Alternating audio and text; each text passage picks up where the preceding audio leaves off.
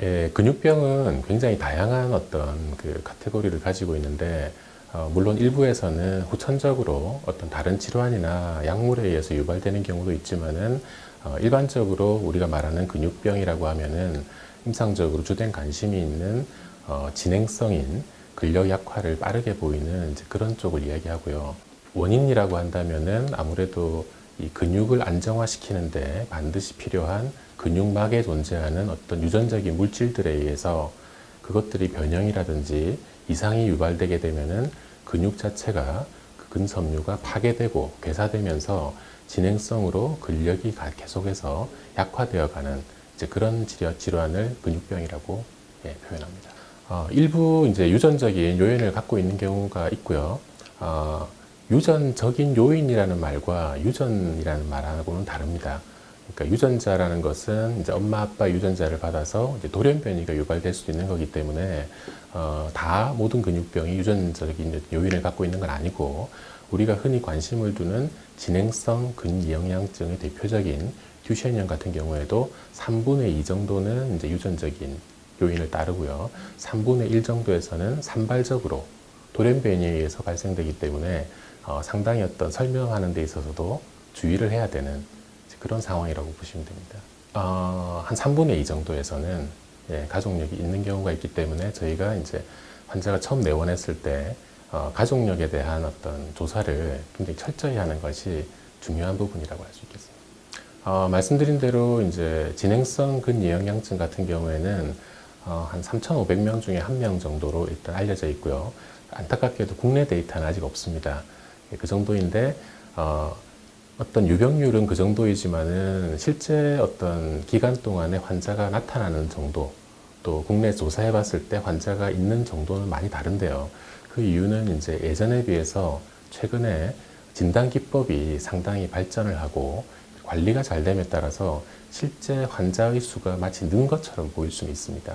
하지만 어떤 그런 그 근육병들이 예전에 비해서 뭐 더 증가하고 있거나 그런 것은 아닙니다. 제 생각은 진단이 이제 잘 되고 그리고 관리가 잘 되기 때문에 환자의 수가 는 것처럼 보일 수는 있습니다.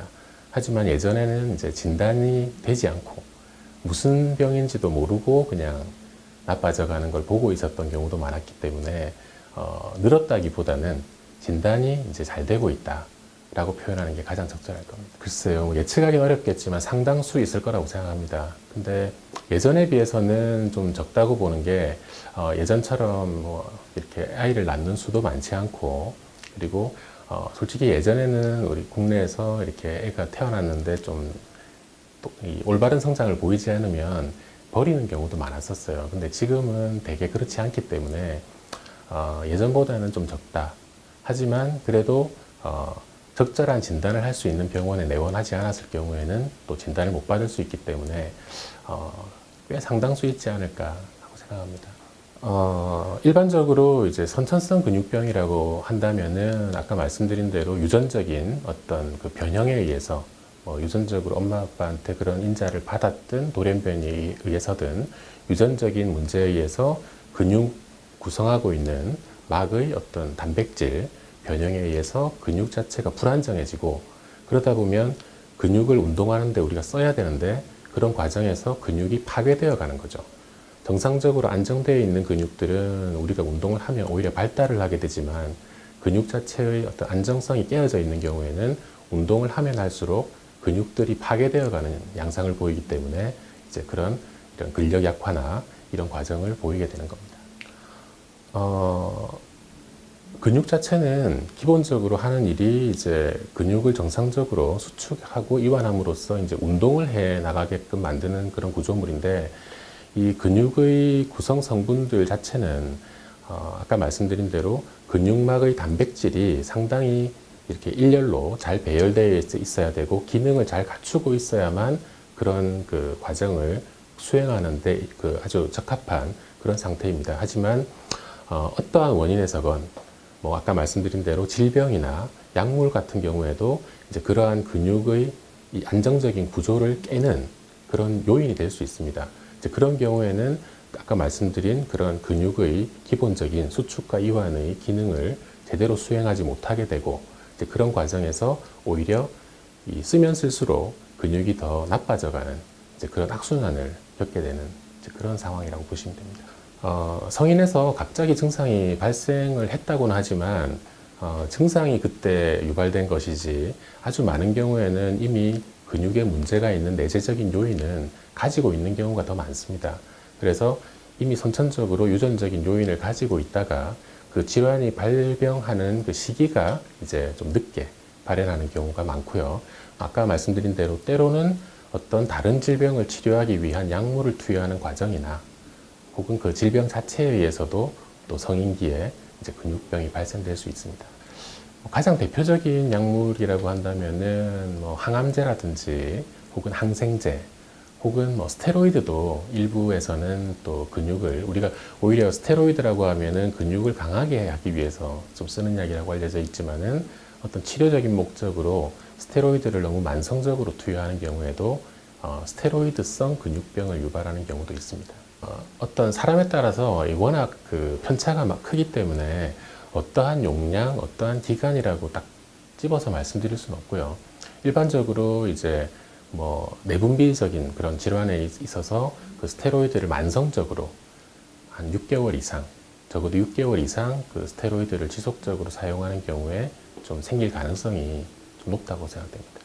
아무래도 그 지속적으로 계속 사용하는 것보다는 온앤오프, 그러니까 쓰다가 끊었다 하는 그런 경우가 좀 아무래도 유병률은 적어지겠죠. 왜냐하면 회복할 기간을 우리가 제공하는 것이기 때문에 그런 면에서 유리하다고 할 수 있습니다. 근육병은 일반적으로 선천적인 경우를 먼저 말씀드리면은 예를 들어서 뭐 애가 태어났는데 잘 움직임이 너무 좀 떨어져 있고 잘 빨지 못하고 축 늘어져 있는 이제 그런 경우에서 뇌 손상이 아니다라는 것을 확인하고 나면 이제 근육 쪽에 문제가 있을 가능성이 높고요. 이후에 나타나는 증상들이라고 한다면은 독립보행을 하는 시기가 좀 늦어진다든지 정상적으로는 돌 정도의 보행을 하지만 15, 18개월이 지나도 못 걷는다든지 혹은 어느 정도 보행을 하다가 그 보행 능력을 점차 잃어간다든지 또는 성인기에서는 주로 체간이나 근위부 근육이 많이 좀 영향을 받기 때문에 바닥에 앉았다가 일어나는 게 좀 잘 안 된다든지 어느 순간부터 때로는 계단 오르는데 이전보다 훨씬 더 힘들게 힘을 써야 오를 수 있다든지 그런 증상들이 주로 우리가 근육병을 의심할 수 있는 그런 증상입니다. 바닥에서 일어나지 못하는 증상 하나만 가지고 뭐 근육병을 의심할 수는 없고요. 우리가 흔히 그 정상적인 근력을 가진 사람이 바닥에서 이렇게 자기가 일어설 수 없지는 않거든요. 근데 뭐 통증이나 관절 문제 때문이라면은 주로 이제 말씀드린 대로 다른 증상, 뭐 통증이 많이 유발되겠죠. 하지만 이제 근육병에 의한 근력 약화에 의한 부분은 주로 통증이 유발되지는 않습니다. 그렇기 때문에 또 그 근력 약화 자체가 하반신뿐만 아니라 이 상체에서도 같이 유발되는 경우가 많기 때문에 뭐 일어나는 게 잘 안 되면서 뭐 팔을 들기도 어려워지고 여러 가지 다른 근육, 몸의 다른 근육에서도 동시에 근위약의 느낌이 들면 우리가 어느 정도 예상할 수 있는 부분입니다. 예, 대략적으로는 그렇게 이해할 수 있지만은 때로는 근육병 중에서도 통증이 유발되는 경우가 있기 때문에 결국에는 이제 의심되는 증상이 있다면 반드시 전문가와 진료를 받으면서 진단을 받아가는 게 적합합니다. 근육병은 유전적인 소인을 가지고 있는 경우가 상당히 많기 때문에 가장 중요한 것은 환자의 가족력을 우리가 세밀하게 조사하는 것이고 병력을 잘 청취하고 그리고 세밀한 진찰을 통해서 우리가 한 거의 50% 이상에서는 어느 정도 우리가 근접한 진단을 할 수 있습니다. 또한 확진을 위해서는 예전에는 주로 침습적인 방법을 많이 사용했는데 예를 들자면 근육을 직접 떼어내서 근육을 현미경하에서 관찰하는 근육 생검법이라든지 근육의 정상인가 이상인가를 가리기 위해서 이 바늘로 찔러서 그 전기학적인 성질을 보는 근전도 검사라든지 근육 혈청 효소 검사라는 혈액 검사를 시행을 꼭 했었는데 아무래도 최근에는 좀 비침습적인 방법을 많이 활용하고 있고 특히 유전자 검사 기법이 상당히 발전함에 따라서 최근에는 원인이 되는 유전자를 직접적으로 찾아내려고 노력하는 그런 검사 방법을 더 선호하고 있습니다. 네, 다 그런 건 아니지만 일부에서는 저희가 이제 보인자라고 해서 증상을 보이지는 않지만 그 내재적으로 그 근육병에 그 해당되는 유전자를 가지고 있는 이제 그런 경우가 있습니다. 이제 그런 경우에는 우리가 예방 목적으로 한 가족이 왔을 때 그 가족 중에서 이제 그런 경우가 없는지를 또 검사를 하고 또 그렇게 함으로써 어떻게 보면 예방도 가능하겠죠. 이 카운슬링, 그 유전자적인 상담을 해드리는 그런 경우도 있습니다. 듀셴형 근육 영양증의 경우에는 디스트로핀이라는 유전자의 문제에 의해서 이제 이런 질환이 발생되는 걸로 알려져 있고, 최근에는 이제 이런 디스트로핀 유전자에 대해서 그 치료적인 그런 부분, 직접적으로 유전자에서 단백질이 만들어지는 과정을 우리가 바꾸려고 하는 정상적인 단백질이 만들어질 수 있도록 바꾸는 노력을 하고 있고요. 굉장히 희망적입니다. 실제로 현재 유럽에서는 이미 치료제가 이제 환자들을 대상으로 그 실험을, 우리 흔히 말하는 삼상 실험을 하고 있고요. 아마 미국과 이 한국에서도 공동으로 이렇게 그 연구를 하고 있는 부분이 있는데, 빠르면 올해 안에라도 아마 치료제가 일부 근육병에 대해서는 나올 수 있지 않을까라고 우리가 기대하고 있습니다.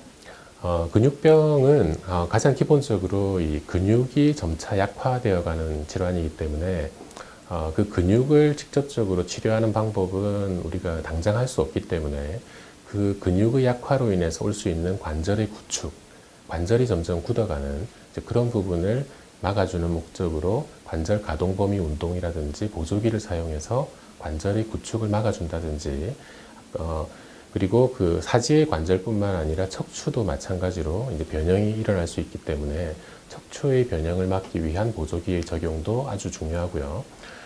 가장 생명에 좀 중요한 부분이라면 심장과 호흡 근육도 근육이기 때문에 심장과 호흡 근육의 기능에 대해서 주기적으로 검진을 하고 거기에 적합한 약물 치료라든지 또 호흡 재활 치료, 호흡 근육을 직접적으로 이제 운동을 하고 거기에 대해서 악화를 방지해 줄 수 있는 그런 호흡 재활 치료를 함으로써 이 환아들의 그런 어떤 건강 관리를 우리가 하는 것이 가장 중요합니다. 최근에는 호흡 재활 치료의 눈부신 발전 때문에 예전에는 한 20대 초반 정도에는 이런 환아들이 대부분 사망을 했었는데요. 최근에는 국내에서도 한 40대의 이런 듀셴 근영양증 환아들이 있을 만큼 지금 관리가 굉장히 잘 되고 있습니다. 궁극적으로 이제 이런 그 듀셴 근영양증을 치료하고자 하는 목적으로 이 디스트로핀이라는 유전자에 대해서 유전자의 잘못된 부분을 교정하려고 하는 노력인데요. 이미 그 어느 정도 우리가 연구 과정에서 그 임상적으로 확인을 한 것도 있고 환자한테 직접 적용해서 어느 정도 효과를 보고 있기 때문에 아마도 관리만 잘 돼 있는 환아들이라면은 조만간 그 치료제의 도움을 받을 수 있을 것이고요. 유전자적으로 어떤 우리가 조작 기법이라고 생각하시면 됩니다. 잘못된 부분을 좀 조작을 함으로써 정상적인 단백질이 생성될 수 있도록 해주는 이제 그런 치료라고 보시면 됩니다. 운동은 기본적으로 그 근력을 강화한다라고 하는 의미로 우리가 많이 하는 경우가 있는데, 사실 그 진행성 근육병 같은 경우에는 오히려 근육 자체에 너무 과한 부하를 주게 되면 근육이 손상이 될 수 있기 때문에 반드시 전문가와 상담을 통해서 어느 정도 근력을 우리가 운동을 할 수 있을 것인지 하는 부분을 충분히 상담한 이후에 시행을 해야 되고요. 관절 가동 범위 운동이 가장 이제 중요한 부분이고, 중력을 받지 않고 할 수 있는 운동들이 도움이 많이 됩니다. 예를 들자면 물 안에서 수영을 한다든지 그런 부분들이 중력을 받지 않고 할 수 있는 운동들이기 때문에 과부하가 걸리지 않기 때문에 근육에 비교적 안전하게 적용할 수 있는 그런 운동이라고 보시면 되고, 음식이라고 한다면은 일반적으로 잘 먹어야 된다 그런 부분은 당연한 거겠지만, 음식이라기보다는 제 생각에 특히 국내의 상황을 고려해 볼 때 바이타민 D가 상당히 중요할 것 같아요. 왜냐하면 요즘 특히 아이들이 그 바깥 활동을 잘 안 하기 때문에 일반적인 건강한 아이들도 우리가 그 혈액 검사를 해보면 바이타민 D가 상당히 부족함을 알 수 있습니다. 바이타민 D는 이 근육과 뼈에 굉장히 중요한 그런 바이타민이기 때문에 이 바이타민 D를 충분히 잘 공급해 줌으로써 또 근력의 약화를 어느 정도는 막을 수 있다고 생각됩니다. 초기에는 도움이 됩니다. 초기에는 도움이 되고 그 근육의 약화가 빠른 속도가 아니고 좀 느릴 경우, 그리고 해당 근육을 우리가 검사를 해봤을 때 적어도 중력을 이길 정도의 근력을 가지고 있다면 그 근육에 대한 운동을 하면 도움이 되고요. 하지만 근력 자체가 중력을 이기지도 못하는 정도로 약화가 이미 심하게 돼 있거나 그 진행 속도가 상당히 빠르다라고 판단이 될 경우에는 가급적이면 운동을 자제하는 것이 더 좋을 때가 많습니다. 자가 진단이라기보다는 환자분들이 주관적으로 어떤 위압감을 많이 느낍니다. 근데 아침에 일어났을 때 처음으로 어떤 동작을 취하려고 했을 때 잘 안 된다든지 이제 그런 부분이 가장 흔히 호소하는 부분이긴 한데 그럴 때는 사실 가족분들이 충분히 관절을 좀 풀어준 다음에 다시 한번 움직이도록 했을 때는 조금 나아지는 경우가 있습니다. 그래서 근육병이 좀 어느 정도 진행이 되고 나면 실질적으로 환자분들이 그 위압감도 있지만 피로감이 워낙 심하기 때문에 어떤 본인의 어떤 느낌만으로는 본인이 자가적으로 어떤 나빠지고 있다 아니면 비슷하다 이런 그 진단을 하기에는 조금 어렵지 않을까 저는 그렇게 생각합니다. 일반적인 근육병은 완치라는 개념은 없습니다. 아까 말씀드린 유전자적인 치료라고 하더라도 완치를 할 목적으로 하는 건 아니고요. 예를 들어서 중증 근육병을 중등도 혹은 경증 근육병의 형태로 바꾸는 겁니다. 그러니까 유전자적인 조작이나 세포 치료를 통해서 안정화된 단백질을 생산을 하더라도 정상적인 만큼의 양을 생산하지는 못하기 때문에 완치라기보다는 증상을 경감시킨다 라는 어떤 치료라고 보시면 되고, 그래서 대부분의 근육병에 있어서 의사들이 하는 치료는 완치를 위한 치료라기보다는 얼마나 합병증이 덜 발생하고 이 환자분들이 생명에 지장 없이 잘 살아갈 수 있는가, 그리고 얼마나 삶의 질을 높여줄 수 있는가 하는 게 가장 중요하다고 생각하시면 됩니다. 선천성 근육병을 예방할 수 있는 방법은 없습니다, 현실적으로. 하지만 유전적인 검사 기법이 최근에 많이 발달해 있기 때문에 저희가 그 환자를 진단하는 과정에서 가족들에 대한 가족력을 잘 조사한다면 그 가족들 중에서 증상은 없지만 유전적인 인자를 가지고 있는 그런 분들에 대한 유전 상담을 통해서 충분히 예방할 수 있는 부분도 있기 때문에 항상 근육병 환자를 진료할 때는 가족력에 대한 조사가 결국에는 그 가족에서 다시 한번 근육병을 가진 아이가 태어나는 것을 우리가 막아줄 수 있는 그런 방법이라고 생각합니다.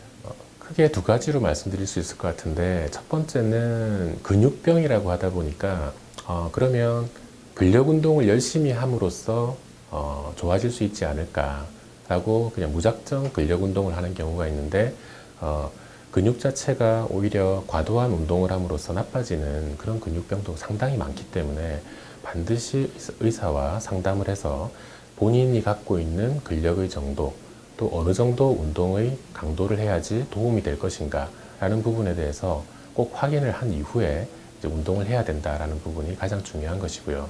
두 번째로는 인터넷의 정보 홍수 때문에 상당히 잘못된 지식을 환자분이나 보호자분들이 가지고 있는 경우가 많아요. 그러다 보니까 포기하는 경우가 있어요. 어차피 이런 근육병은 치료가 되지 않는다. 그래서 포기하는 경우가 종종 볼 수 있는데 반드시 그런 어떤 정보에 대한 확인을 의사와 전문가와 상담을 해서 받아서 본인의 병이 그냥 방치된 채로 악화되지 않도록 노력하는 것이 가장 중요합니다.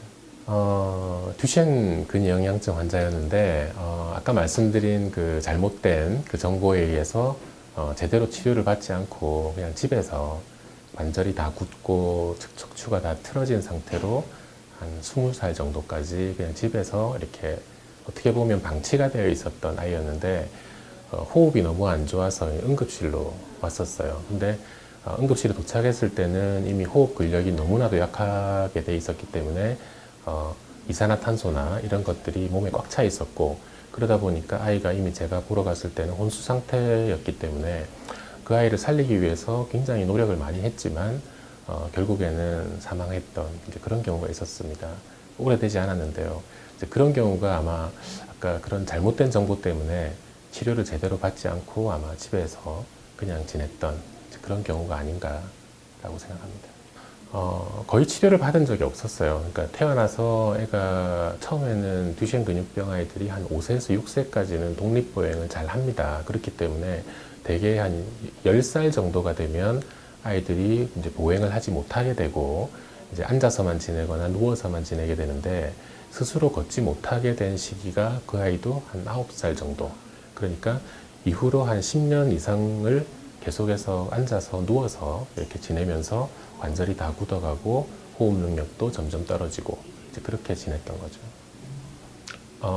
성인 시기에 발생한 환자들은 사실 그 진행 속도가 좀 느린 편입니다. 그렇기 때문에 후기형 근육병은 그 사망이 흔치 않고요.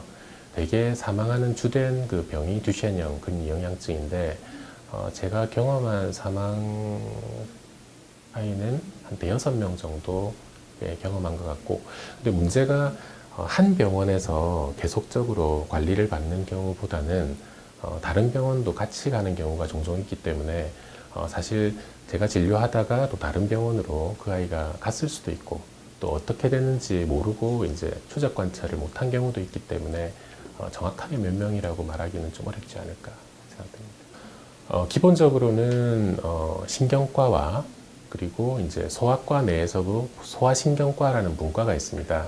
그리고 저와 같이 소아재활의학과를 담당하는 의사들이 있는데요.